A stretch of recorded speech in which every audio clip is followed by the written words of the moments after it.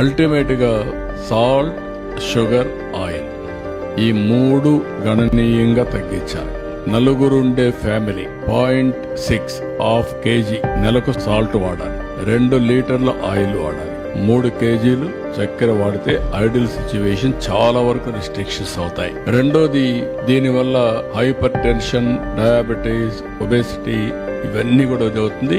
ఇవి చేస్తే ఈ heart problems, liver problem, kidney diseases, brain strokes ఇవన్నీ కూడా కంట్రోల్ అయ్యే అవకాశం ఉంది.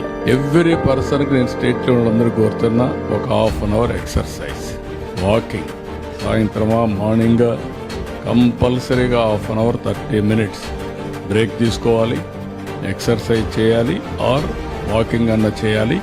ఇది కూడా చాలా ముఖ్యం. ఇంకొక పక్క practice meditation, pranayama or prayer. నేను ప్రేయర్ కూడా రికమెండ్ చేస్తాను. పూజలో ఒక